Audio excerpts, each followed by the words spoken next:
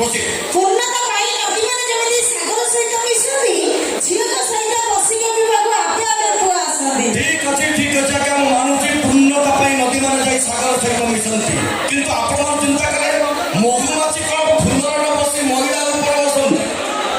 ଝିଅକୁ ଦେଖିଲେ ଆଜିକାଲି ଟୋକା ମାଟି ହଉଥାନ୍ତି ଆପୁଡି। ଝିଅମାନେ ପରା ରିଫାଇନ ଚିନି, ପୁଅମାନେ ପରା ପିମ୍ପୁଡି। ଝିଅକୁ କମେଣ୍ଟ କରି ଆଜିକାଲି ଟୋକା ଥାନାରେ ହୁଅନ୍ତି ବନ୍ଧା। ଆଜ୍ଞା ଜୀବନ ଚାଲିଗଲେ ବି ଏ ଗୁଡ଼ ମାଠିଆକୁ ଛାଡ଼ିବେ କି କଳା ଦଣ୍ଡା? ଝିଅକୁ ଦେଖିଲେ ଆଜିକାଲି ଟୋକା ଗୋଡେଇ ଗୋଡେଇ ଯାଆନ୍ତି। ସେଇ ସୁଯୋଗରେ ଚାଲୁ ଝିଅମାନେ ଟୋକାକୁ ଚନ୍ଦେଇ ଖାଆନ୍ତି। ଆଗ ଯୁଗ ଭଳି ଏ ଯୁଗରେ ଟୋକାଙ୍କର ନାହିଁ ଚାହିଦା। ଆଜ୍ଞା ସିଧା କଥା, ଟୋକାଙ୍କ ଚାହିଦା ଯେତେ କମିଯିବ ଏ ଟୋକିଙ୍କର ସେତେ ଫାଇଦା। ଭାରି ଷ୍ଟାଇଲ ମାରୁଛ ମାନେ ଯେମିତି ମେଡିନ୍ ଚାଇନା।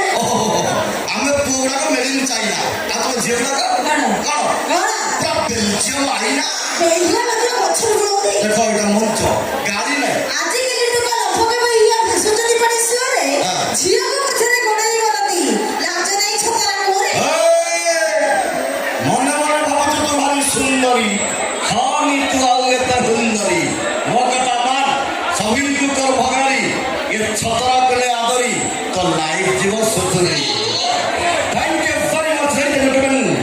खुद बताया कि जबरदस्त गाने के लिए अगले बार आप लोगों के एंटरटेनमेंट के लिए गाने हम